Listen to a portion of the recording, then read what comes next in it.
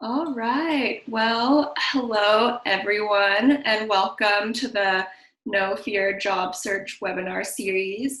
My name is Linda, and I'm the marketing coordinator here at Jobscan.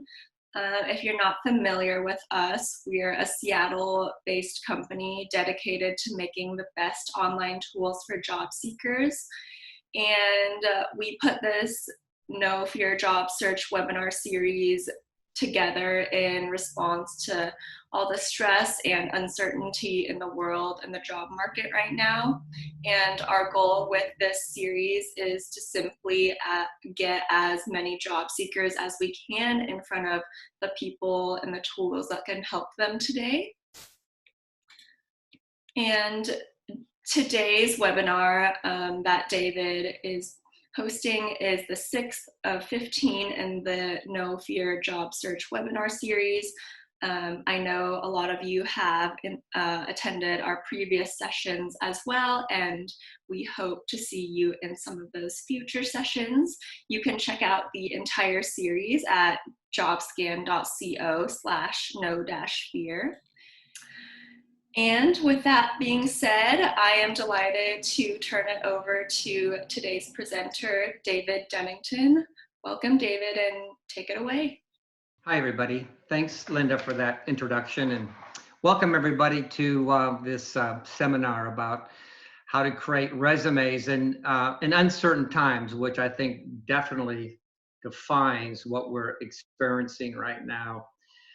A little bit about myself. I've done this work for 13 years before I started my own business called Our Best Work. I worked as a manager at Microsoft and did that for a number of years, and then decided that I really wanted to follow my passion, which is to help people find jobs that they love. I'm committed to the fact that professionals, when they can realize their full potential through their work, everything else just sort of falls in line. Engagement, personal happiness, and achievement. So I really feel that work is the avenue for doing that. So that is that's behind everything that I think about and do when I think of job search. And resume is really the first building block for a lot of this, helping us go in the right direction. So what has happened to us in this amazing time that we live in? I think it's this. I think we've been T-boned and we've gotten out of our cars and we are going, my God, what has happened? And am I still alive? Am I bleeding? Is my heart still pumping? Yes. But look at the wreckage. And another symbol of that is, look at these bars. This is unemployment claims in Washington State by week. It was low. Basically, we had full employment, then we had the crash. And we've had this incredible change in our environment. In Washington State, 1 in 4 are in an unemployment situation.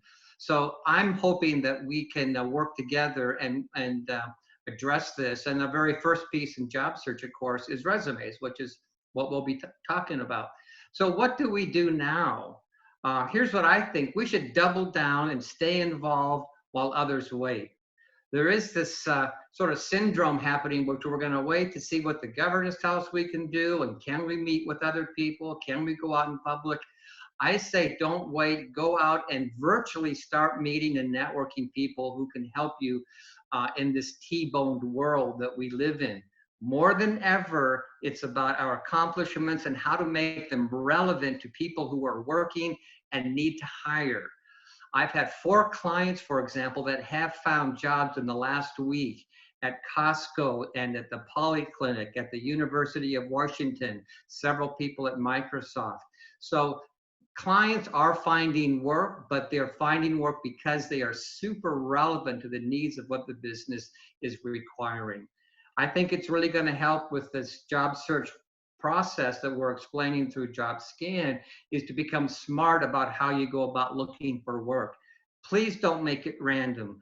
Please don't make it opportunistic. Make it organized and focused, and you will get good results, and you want to stay with it. How many hours a week do we need to work? I would say between 4 and 5, Monday through Friday.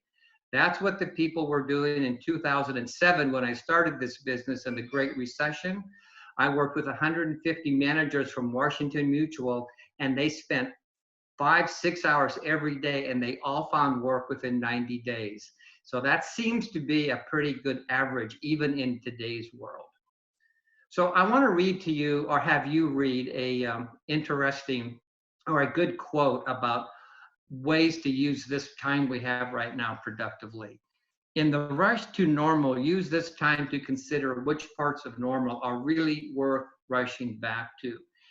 You can't deny that we're in a system of change. We can continue on the way we were, or we can use this time at home where we're sheltering in place to think, what do I want next for my life? And this brings up the way I see careers. I see it as a series of steps that one affects the other, affects the other, affects the other. And what we do now will knock over the next domino. And at the end of our career, we'll look back and go, was it useful? Was it meaningful? Did I get at doing what I really wanted to do? And the reason I bring this up is that the resume is what starts the next domino to fall and hit the next event, which will change your life because it will change your job. So we want to be very mindful about what we're doing and why we're doing it. Here are some key steps or comments about this sort of stage we are in our career lives, which is to make each step in your career show that it connects to the next one. And so what we decide to do next really is very important because it sets up, to a certain extent, our future. Careers are not linear. They never have been. Maybe in the 50s, it was one company and it was just a gradual line employed and being advanced in your career, but that's long since gone. People have 8 careers or 8 jobs between the ages of 22 and 32. It used to be 5 in a lifetime. Now it's 8 in a decade. They're not linear. They weave. They have highs. They have lows. Reflect on your career contributions and learn from your accomplishments as these accomplishments will help you navigate your future. And I really think when we get into this, the content and the meat of this presentation, you'll see that your achievements, what you've accomplished, the measurable results at work, that's what you're selling. That's what you will be hired to do next. And we'll talk a lot about that. And good questions generate good results. Again, what do I do well? What am I interested in? And really, who needs this?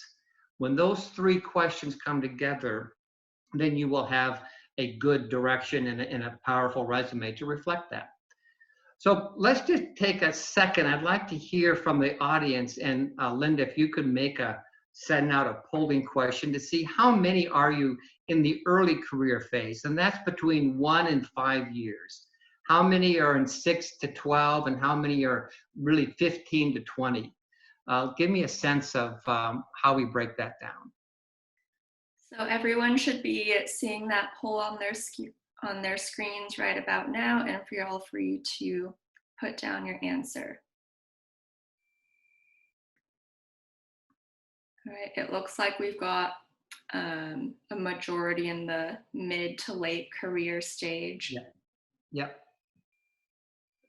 So yes, so I don't know if the group, if you can see these numbers. Linda, can everybody see them? Yes, they should be able to. Okay, so you can see the audience is breaking down in terms of these 3 or 4 stages. The point here is that many of you probably, it's been a while since you've had to create a resume. And what is the modern form of a resume that is useful in a networked world? And that's what I want to talk about next, because it is quite a bit different than the way it used to be. So I'm going to click here. So here's the agenda. We're going to talk a little bit about the job finding process, and then we're going to go into the 4 aspects of a really great resume that has 4 components: the readability component, searchability, applicability, and believability. It's the 4 abilities is the way I like to talk about it. And if you follow through these 4 steps, I think you'll find that your resume will be very effective and will be found online, and you will get calls by recruiters. And the last section of this presentation is resources and how to get a hold of many of the resources that I'll be talking about.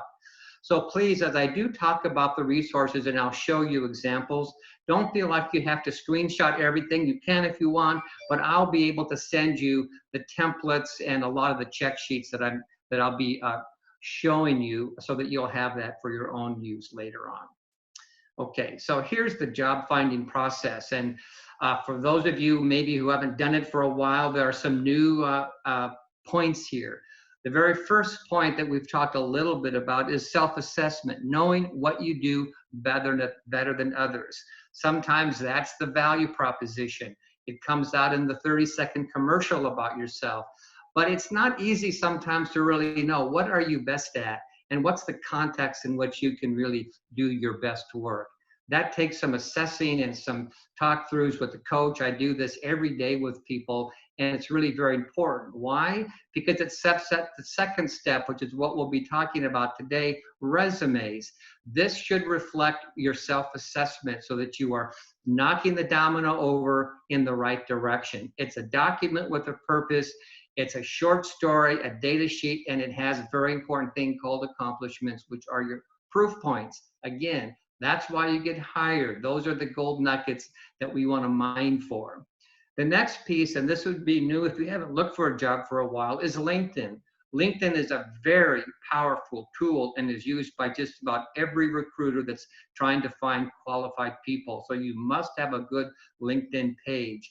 By creating a good resume, you're doing double duty. The summary on the resume, the chronology of the jobs is going to show up again in LinkedIn.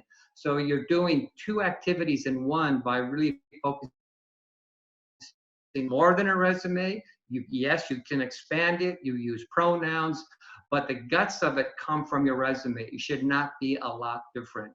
Then networking is where you connect with others, not because you think they have a job for you, but that you have common interests, common professional interests, common problems that you're working on, and you talk to them about the industry that you're in. And through that conversation, you can find opportunities that lead to interviewing. Again, that's a two-way conversation. And then finally to bagging the job, the salary negotiations. And please, salary is not so much about a single number. I have a checklist of 13 components for a successful salary negotiation. So it's many things. And I talk about that frequently with people who are at the end of the job search and getting to the point where they're asked, what is the requirement for salary? So these are the 6 steps of job search. Number 2, resume is what we're talking about today. What can a resume do and what can it not do?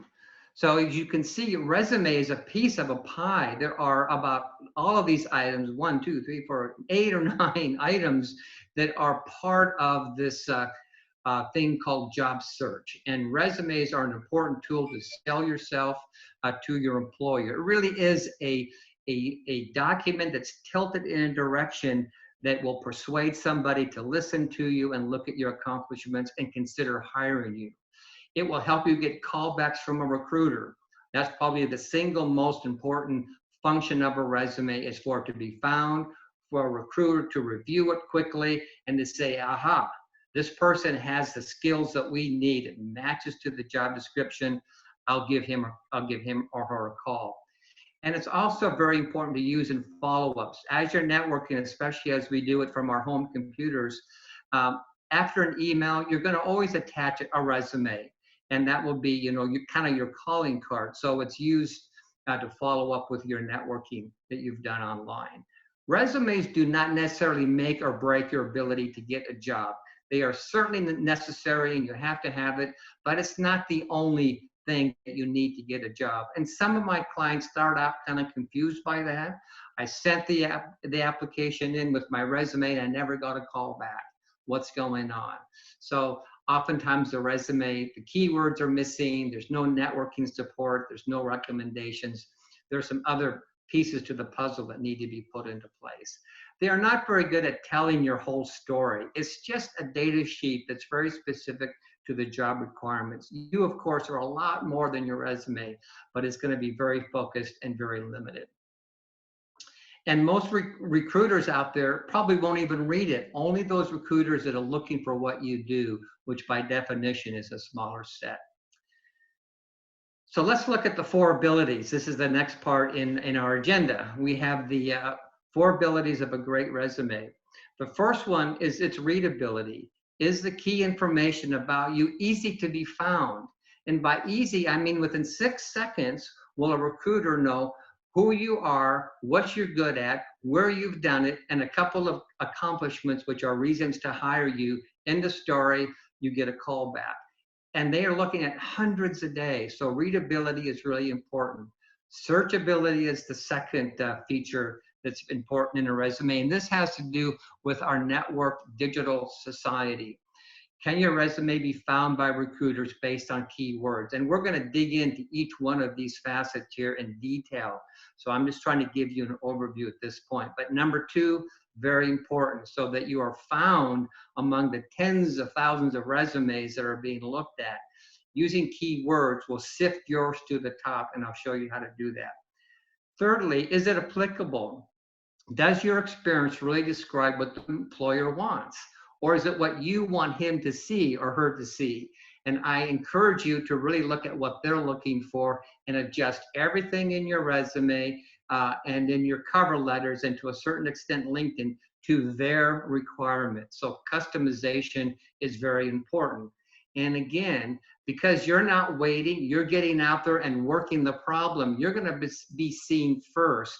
And that's really going to work to your advantage. And number four, is everything you say about yourself believable? And this has to do with how you measure your accomplishments and how you've learned to talk about them. So those are the four aspects of a great resume, and let's unpack each one of them. So if you're walking around, and I know a lot of you are, sit down, because here comes the first important piece. And that is the readability, that the format of your resume is chronological. It has three parts. It starts with the top part, middle, and bottom. And in the top part, it looks like this. You have the name, your email address, your LinkedIn, friendly LinkedIn name, so you change that online, and the city and state where you live. Please, no street address for security reasons. There's no need for that. And your phone number, so you obviously can be contacted, usually by email. The city and state's important, because if a hiring manager can hire somebody locally, what do they avoid? About $15,000 in travel expenses. So sometimes in the keywords, they're asking recruiters, find people locally only. So that's why it's really important up top to telegraph where you live, city and state. The next section is 4 or 5 sentences that describe briefly the high points of your career. And this is a great place to really sell yourself. And it's a great place for people that have had long careers, that maybe are age 50, 55, they have 20, 25, 30 years of experience. You can cherry pick the best experiences from jobs you've had early on in your career, if they're relevant to what you're looking for now, and put them in the career summary. The most recent work that you've done is the best to focus on, but it does allow you to break the chronology and cherry pick other accomplishments from other jobs if you want, and put them in the career summary. Again, the career summary is going to be very similar to the job description, and you'll be looking for their keywords and adding them strategically in the summary. That gets the recruiter going. That's the hook. Now the recruiter goes, okay, this is interesting. The highlights, the technical proficiencies, are there some key words there? Is there software you have to know? Is there a project management certification that you're looking for? They have hooks that they're looking for. And where do you find what they're looking for? You do not have to make it up. You do not have to guess. It's in the job description. They tell you. So please use that as the answers to the test. And if it's true, find ways to add what they have in these highlight pieces, in this highlight section. The work experience is your next middle section, and usually the longest. How long should a resume be? Please, no longer than 2 pages. The 1-page minimum is not a golden rule anymore. If you're just starting out though in your career, you probably can definitely keep it on 1 page, and I would advise that. But 20 years experience, 25, 2 pages certainly acceptable. And notice that I didn't mention this, but some of the older resumes, it's the career objective is listed right above the career summary. We don't do that anymore, because most recruiters don't really care what you want to become. They really want to really care about what you can do for them, not in the future, not because you like to learn, but what you can do on Monday if they were to hire you, so you could start fast. And that's how you want to position yourself when you're looking for work. So the middle section has to do with company name first, especially if you have a company name that is well known in the community. You know, an IBM, a Google, a Microsoft, an Amazon. If you've worked for any of those companies, you wouldn't want to hide that. You want to put that right up on top, and the years that you've worked, the month and the years. And again, that date format is month and year. It can be written out or it can be in numbers. The ATS machines, if they see just a year, the year 2001, they may very well put in January 1st for you. And so you want to avoid that by putting in the months. Look what's here, accomplishments. This is so important. We'll talk about how to write that. If you were to do homework after this session today, the homework that you would do is to think about all of the accomplishments written in the correct format and make a library of them. Get 20, 30, 40 if you've worked for 30 years, so you can strategically pull them out and map them directly to the needs of the job. The last piece is the education. This is where you would put in your community involvement, your certifications, and your education. People ask me, do I put in volunteer work? Yes, absolutely, you would put in volunteer work so that people get a sense of who you are and what do you value outside of the work. But again, if you look at this three-part section, the first part is what? That's where you hook their interest. The second part, that's where you reel them in. By now, they've got your LinkedIn site and they're comparing it to your resume and they're making a decision, and then you're done with you. That took 6 seconds. That's what we're dealing with in our writing up of the resume. This will work, and this I've seen it work so many times. I know it's a powerful format, and I'll send this to you in an attachment so it's in Word format and you can manipulate it very easily. In fact, this is what I'm communicating there in the green box. My company is Our Best Work, and I'll send you the ATS ready template for your resume. So you just need to fill in the words. Now, that's the hard part. The easy part is the template.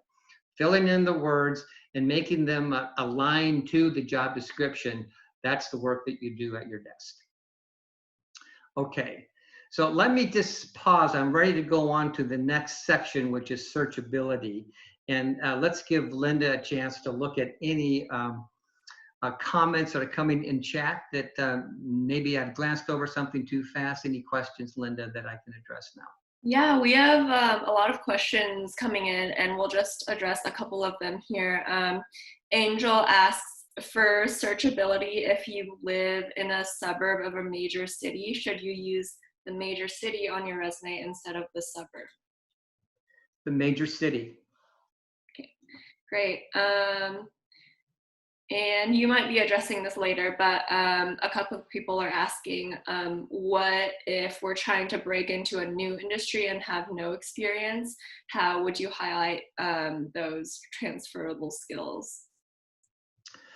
You would work on, the key is transferable, so that if you're a teacher in K-12, the transferable skill would be curriculum development in a corporate environment, or stand-up presentations in a corporate environment, all of which you've done in the classroom. So you would be highlighting that in accomplishments. The way you would do that is in the cover letter. You would be explaining how what you've done in the classroom so professionally and effectively, award-winning instruction, how that is very appropriate for a job in a corporation. That is done primarily in the cover letter, and also through recommendations that you get with individuals in your network that are going to connect with the hiring manager, hopefully, or the recruiter, to reinforce that you have the skills that they're looking for. And we have a couple questions about resume length, which I know can be a touchy subject. But Sue asks, if you have over 20 years of experience, can your resume be longer, for example, 2.5 pages?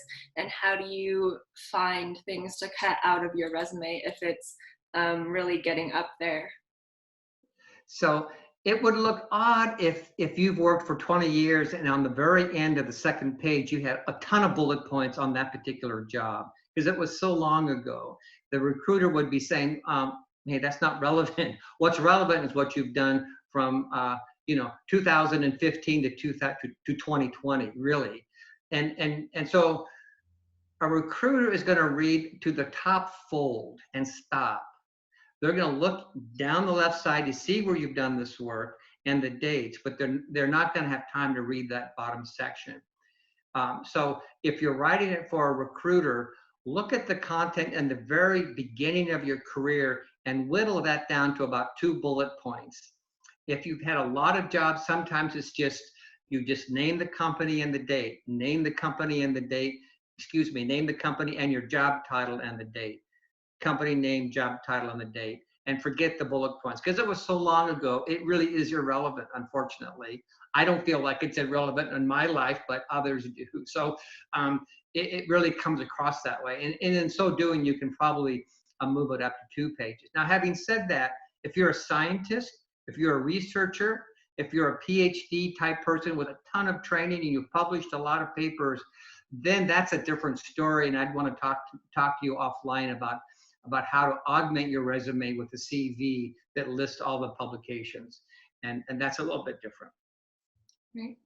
All right, and let's take one more question before we move on. A lot of people are asking how to handle gaps in their resume due to either taking care of a family member or being laid off, things like that. Well, you basically explain why you have the gap. I mean, it's very common that people take time off from work. Let's say you had a family. My God, you're going to take 6 or 7 years off to raise a kid, right? Man or woman. So you put in that time section exactly professionally written, full-time parent, and then you raise 2 lovely kids and you put the dates and then you get back to work. So you just have to answer the question about what you did, because if you don't, it's going to be, this person must have been in jail or went on a bender for 2 years. They're going to fill in the most horrible thing. And so you need to answer that question for them. And that's how you do that. If there's a gap because you took a sabbatical, then it's a professional sabbatical for rejuvenation and learning. Perfectly acceptable. Right, thanks, David. Okay, we'll keep on building the resume. Now it's about searchability, and this has to do with software called applicant tracking systems. You've probably heard the word ATS. That's what it stands for. And if you haven't written a resume in a long time, this is new stuff. There are about 50 ATSs. Here are the common ones that if you're applying for a large enterprise, they're going to use one of these. This is an HR fundamental piece that they use to drive their whole department. It's way more than just finding applicants. It tracks them, it onboards you, it tracks your salary, your promotions, it holds your evaluations. It just keeps track of your vital data with life at a corporation. So they're very sticky. They are part of the operation. A piece of the ATS, an important piece, is the ability for a recruiter to write an algorithm, which is a string of words that can be used to find qualified people through their resumes. And I have a little dog that is barking, so this is working at home. So I'm going to take 2 seconds. It happens. Okay. The joys of living at home and working at home. Okay. So these are the ATS types of machines that recruiters use. Taleo is made by Oracle. It's one of the most popular ones. But really what happens is your resume becomes a digital form of you. And it is the words that are consistent with the requirements are ranked. You're given a number, and if you have the most job keyword match, you're at the top of the list, and it goes down from there. So every morning when the recruiter comes in and starts to source for this job, Those that are on the top get the calls first, and that's why your call is because your keywords are mapping to the needs of the job description. Now, there's a tool out there that's very good at helping you look at your resume and analyze it for exactly that purpose, and it's the company that's sponsoring these events, Jobscan. I use it all the time. It's one of the most popular tools by my clients. They sign up and they get a Jobscan account, and they use it constantly, as do I, to help measure the number of keywords. And if you haven't used it before, I suggest you try it out. It's free for the first 5 or so, and it will show you exactly the keywords to use and suggest new ones that might be missing. So the next step is how to be found, how to write a resume so that it will be searched properly. And so to do that, your resume must have, there's about 13 items here. I'll send this to you if you email me, but I just want you to be very aware of the mistakes you want to avoid so you don't become invisible online. First of all, have no columns. ATS machines, their algorithms won't find keywords that are listed in columns or included in pictures or images or graphics. Data in tables, boxes, and columns will not be read. Keywords are very important. You might be constantly saying you're a TQC specialist. The job description says we're looking for a total quality control specialist. The ATS will not see this as TQC, so you're missed. If you say you're an MBA, fantastic. But if they're looking for a master's of business administration, that's somebody different to an ATS. That's not you. So you can see the problem. If you're saying you're a project management professional, they're looking for a PMP. The reverse is also true. The software is not smart enough to see this as exactly the same thing. So how do you deal with that? You look at the job description, whatever they're using, that's what you use. Use industry accepted acronyms and titles, please. Again, the way the job description lists them is what you want to put in your resume. Please do not put your personal data like your name, your email address, LinkedIn address in a header, because that's not seen either. It will come up and tell the recruiter that no contact information was given. Bad. So, and also I learned just the other day that it will read double spaces wonky. It doesn't see the words surrounding a double space. So you want to proofread very carefully to make sure that your single space is done correctly. Date format is month and year, just like that. And the rest of the best practices, I've just kind of lumped these together. But please, when you're done with your first draft, consider it a draft. And spell check it and do a proof for the proper grammar. Use a professional email account up on top. Try to include your name, because a lot of times the search is going to be for your name.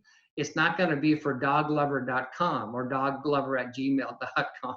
So use your name, and I would recommend a Gmail account. I've heard some information and some feedback that if it's hotmail.com or AOL.com, those are such old email machines and titles that it kind of signals that you haven't really updated your personal profile much, and maybe you're not on top of the technology, which could be an issue if you are 55 or 60 looking for work and you've got this great Hotmail account. It may be signaling the wrong thing. So think about that.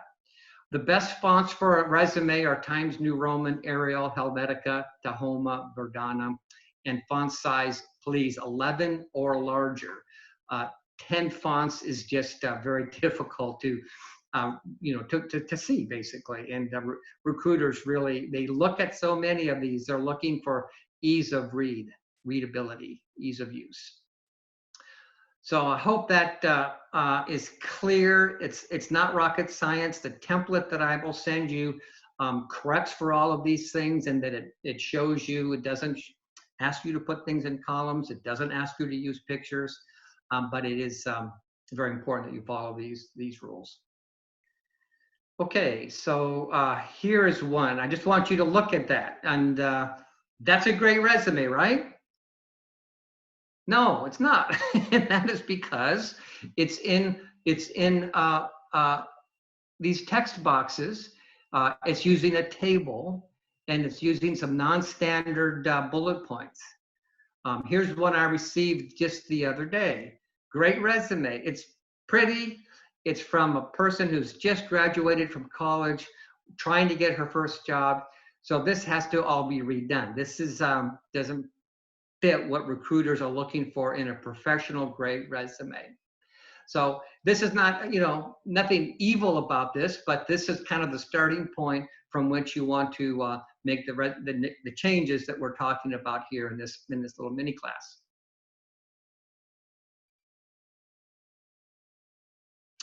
So I want to give you a sense of what recruiters do look for and how they operate, because this, I think, will drive home the need for keyword usage in your resumes, in your LinkedIn site, and the use of accomplishments.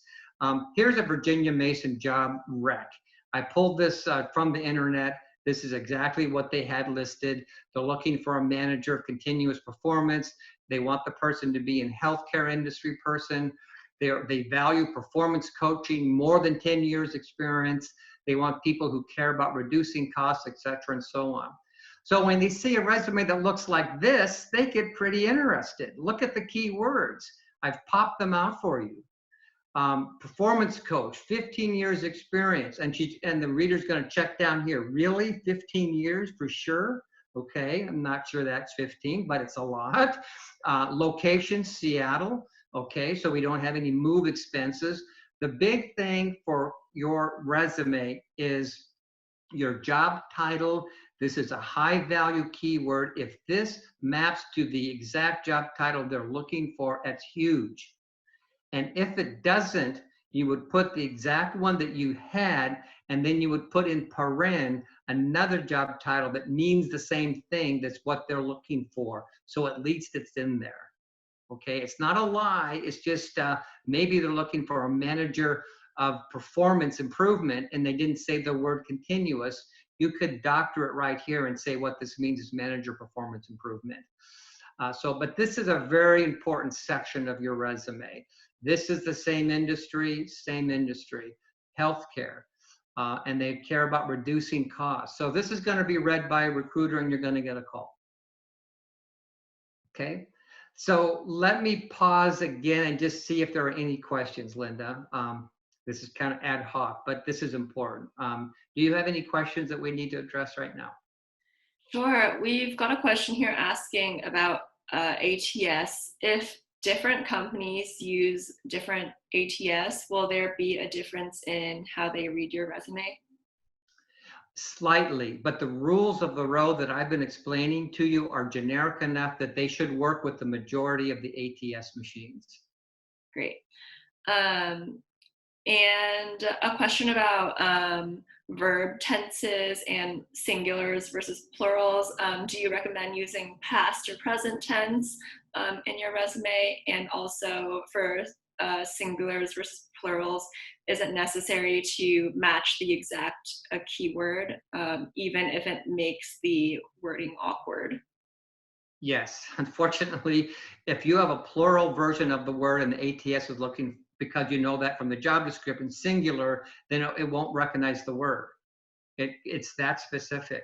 So if you have a current job or you just left that job, which is the case for many of you, you could use the present tense. I manage, recruit, develop, implement. You could use that, and then the job below that, the past tense, would be appropriate. The past tense would also be appropriate for the one you just left too, because you're no longer doing it. Readability for me is usually enhanced by the past tense, to tell you the truth. And since you're not there doing it anymore, logically it also makes sense. All right. And then we have a lot of people asking if it's better to send your resume or submit your resume as a PDF or docx file. It's better to do it as a PDF, not a Word and not a text file, because you want it to look pretty. You want it to look professional. Remember, a sample of your work. It's so much exact. This is how you would work if you were hired. Your resume is the first proof that you're a professional, you know how to write well. And so you don't want it to be, ASCII code. PDF is the answer, because you don't want people changing it either. Great. And then let's just address one or two more questions. Someone's asking, a lot of people in the design or computer art industries use 2-column resumes. So would you recommend moving them to 1 column and a full page? If you want to be read by an ATS, I would not put them in a column at all. You use tabs, you use commas. I mean, the word process, the word teacher that he or she would roll over in the grade if you used word like that, like I'm telling you to do it. But the template is based on no columns, no tables, no text boxes. So you are tabbing and using that to move words around. It's very rudimentary. I mean, I don't like it either, but that's to be very sure that you'll be read properly. You can still cabbage together a pretty good looking resume, but it's very simple. If you're a designer, if you're a UX designer, and you're an artist, then you're talking about putting together a portfolio. And that's going to be done on a website. It could be done on your LinkedIn page. It's a separate attachment that you could maybe send, or that you could send an employer, but your resume would be the first piece of that, which is a data sheet about career summary, where you've worked, key accomplishments, education, and then the portfolio follows. Okay, I'm going to continue on. You have one more. Go ahead. Okay, thanks, Linda. So we've been talking about these two: readability, key information is easily found. 3 parts: searchability, your resume can be found by recruiters. Keywords is the primary point there. Applicability and believability are the next 2. Applicability: does your experience describe what the employer wants? And this is where we need to talk about accomplishments, results that are measurable, and achievements. And then also, is it believable? Are you talking about things that you really have done, and can you substantiate the things that you're saying? So the applicability piece really comes down to accomplishments. And of everything that we've been talking about, it's all important. All details are important, especially the ATS, because if you're not read, you're not seen. But accomplishments rank up on the top 3. What's the work experience that describes a time when your skill was used to accomplish a result that contributed not to your success, but to the success of the company? What's the single thread from your activities to the value that the company delivers to a customer? How did you play a role in that? That's where a career coach is going to help, because sometimes it's hard to even ask yourself the right questions. But that is the silver string, the gold nugget that you want to be able to express. And there's a formula for that. You start with an action verb. In the previous questioner, what should be present or past? Mainly it's a past tense. I think that sounds better, but if you're currently working, it would be present. What's the skill word? What did you do? How did you do it? What was accomplished by what you did? And what was the result? It's like so what? You rolled out a great program, but what did that do to benefit the company or a customer or a partner in the business world? What did you achieve? So that's the thought process, and it takes some time. I think some of you are probably thinking, oh my God, I can't think of a single accomplishment. But if you settle down and really begin to think about the work that you've done, you'll see that you did some important work and that you did make accomplishments. Otherwise, you wouldn't have been working there for as long as you've done, as you have been. So here's some examples. Here's an example where a person led a team effort to restructure an existing multi-year provider program, utilizing an agile focused approach, and was able to reduce the overall expenses by nearly 40%. So there's leadership experience here. That's a good skill. There's the ability to restructure. Built into that is probably an analytical ability that the recruiter is listening for or sensing. They know agile, fantastic. That's in the job description. And they've done something as a result of this, which was the overall expenses was reduced by a lot. That's a big number. You'll be asked about, oh, what do you mean by 40%? How do you know it was 40%? Tell me more about that. That's exactly the way you want to engage over your performance, because they want you to do that for them. You always want to remember, when you are applying for a job, they have a problem they're hoping to God that you can solve for them. They want your skills. They want you to succeed. They want you to execute a quality improvement project for them. And here you've done it in your previous job, previous company. You've reduced product deployment. They need that too. So this is how they think about what you're listing in your accomplishments. So these are very, very powerful and are always part of the interview process. And do they find themselves up on LinkedIn? Absolutely they do. Well, does everything have to have a number? Not everything. Sometimes you have made improvements. Sometimes you've reduced errors. Sometimes you've reduced the time to market. If you can't really say that you know what that was, then I guess you wouldn't need to put it down because you couldn't substantiate it. But normally, if you think about it, you could say, well, what I did in 4 months took 6 months the year before. So that's a 2-month saving. Maybe that's 20%, right? So you want to give yourself the benefit of the doubt and come up with those numbers, but you do need to be able to talk about how you came up with that number if you're asked. So here's our restructuring and retooled the IT help desk. So this is the skill of basically restructuring and thinking through how to improve the functioning of an IT help desk. You did what? You did workflow analysis, great. You looked at stakeholders, great. Anybody that's a project manager knows that's really important. And you increase customer satisfaction. And this particular accomplishment puts it in a context of 3 previous years have negative assessments, negative growth, and now you've been able to turn that around. A lot to talk about there. That's a great story. So that's what I mean by applicability. If these things are what your job is requiring you to do in the future, then you're going down the right track and you will definitely be called. And then you talk about believability. My 4th pillar here comes with these statements that show the so what. This is why this was important. And so this is the believability piece. And again, you want to be very clear on what that number represented, how you came up with it, why you think it's important. Okay, so I'm going to give you a little test.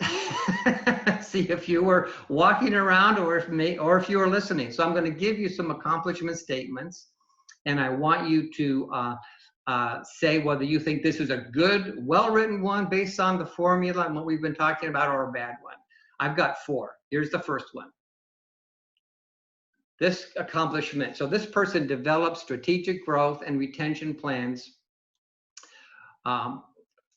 for all assigned existing national accounts, resulting in a 15% growth in landed accounts. Would you say that's good, or would you say that's bad? Feel free to vote in the poll right now. We'll share results here in a bit. All right, it looks like the majority of people voted, so I'm gonna end the poll right now. Okay, and so 532 of you thought it was pretty good, and you'd be right. That was well written. It's short. It quantifies the results. It starts with an action verb, and it gives enough explanation that you can understand what was done. So let's do another one. This person achieved consistent results through superior performance.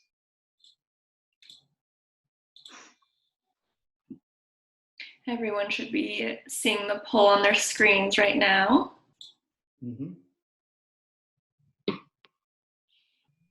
Right, and there we have it. Okay, so almost 600 of you think that's a bad one. Let's see what the answer is. You're right, it's a bad one. And the reason it's bad is it's not specific enough, and it doesn't start with a skill or action verb.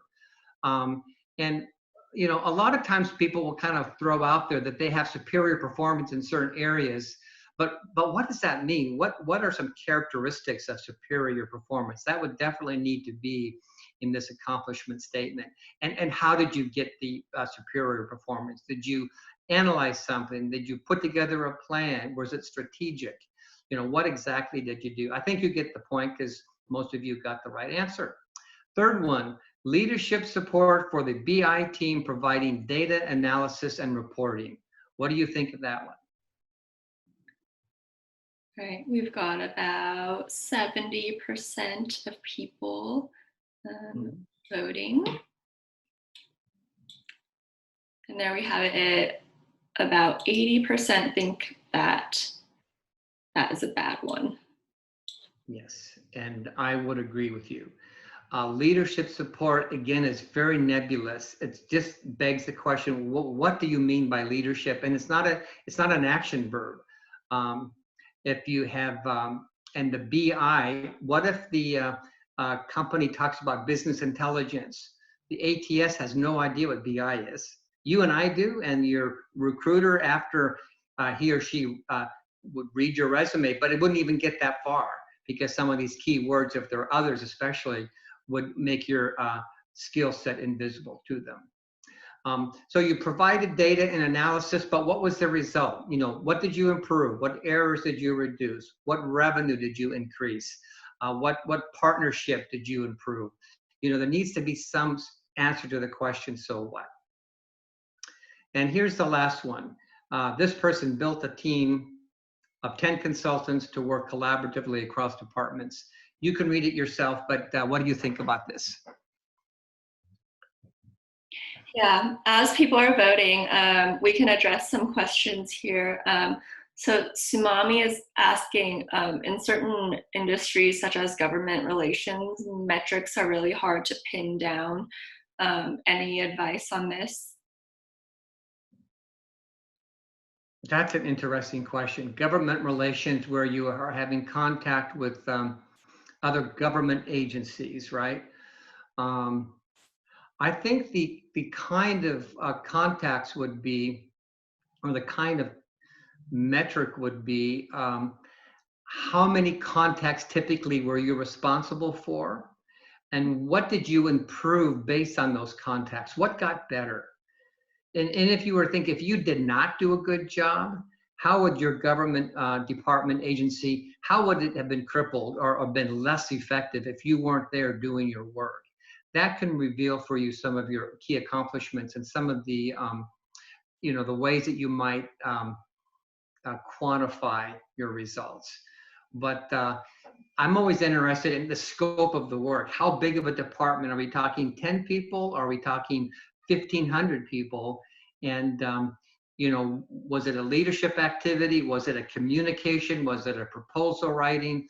You could probably think of those kinds of skill sets and put it into the government agency context. That's a good question. It is more difficult when it's not kind of a profit-driven organization. Nonprofits are like that too. But call me and we'll talk more about that because I think that's an issue. So the accomplishments here on number 4, let's say, what does the machine say? The machine like that. That means I like that. So good. You've got the idea. See, it's not rocket science, but it just takes time to think through how you want to phrase these. This number 4 is a little long, but it had such good content in it, I thought I would include it. So I'm encouraged by your ability to do this little simple exercise. You've got the idea. Now it's time to go ahead and write your own and put them where? Put them here in your accomplishment statements. You can include a version of them in your career summary. They will remind you of the kind of work that you've done and results that you've been able to deliver. They could include some technology that you've used or some key skill sets for those accomplishments that can show up here. They show up in your LinkedIn page. So you're doing sort of dual purpose by coming up with these accomplishments. And I just want to give you, we're nearing the end here, an advanced look at something that sort of like a 200 level course in resume writing is this job analysis piece. This will save you. This will help you so much when you get to the interviews. When you get a job list, it's got a job requirement. Do this. List the requirements on the left side. This is what they're telling you they want right here. They have this problem. They are phrasing it for you right here. Look at your job experiences, all the accomplishments that you've just done, cherry pick them, select the ones that help you address these particular job requirements. Talk about them in the resume, talk about them in your interviews, and when you are asked, why should we hire you? Why are you interested in this job? Very common questions in a phone screen. Link everything to what they're asking for and nothing else. Stay focused on what they need. And the strength number over here simply says this particular client of mine was very strong in his ability to develop strategic growth, moderately strong in achieving consistent results, very strong in having a national account, being a national account executive. He's done that before, I could talk about it. The ones have to do with maybe no experience. Sometimes technical people, they might know SQL, but they don't consider themselves able to pass a whiteboard test where they have to answer and solve a problem live during a demonstration. So regarding the whiteboard, if any of you are facing that, I've got a technique for how to really nail the whiteboard answer that I'd love to share with you. So that's kind of another course around interviewing, but that always comes up for people who are doing technical work. So I'm going to talk about the strategy, and then we'll open it up for some questions. You have 3 parts here. Create your master resume, ATS ready for sure. Tilt your resume toward the job you're applying for. Use keywords, use Jobscan to give you the fastest match. It's very efficient and very accurate. And then submit your resume on the company job site, and that's crucial. You might find the job listed on LinkedIn or Indeed.com or on Dice, but go to the company you're interested in, apply on the company site, and when they ask you for a cover letter, should you put one down? I hope you know the answer to that is yes, because it shows that you really care enough to go through the effort.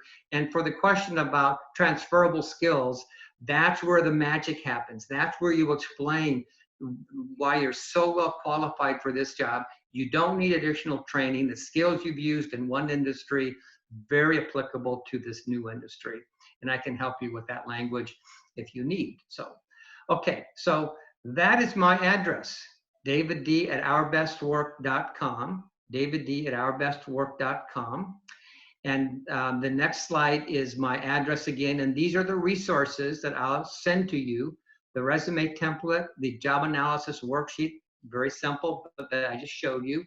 I have a list of great action verbs for accomplishments, and sometimes just reading action verbs will break loose. Oh, that's a great way to talk about that accomplishment.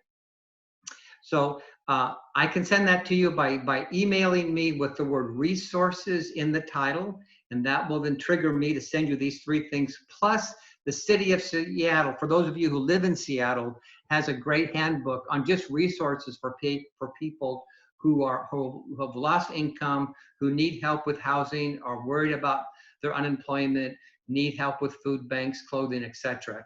It's really a great list of resources for people who live in King County. And so the last piece is here. If you want to talk to me directly, I'd love to speak with you. Go to my website. On the top bar at the right-hand side is my calendar button. Just press that and it will show you the times I'm available. Schedule a 30-minute call, and we can talk more about your needs for either a resume or all 6 of the job finding steps.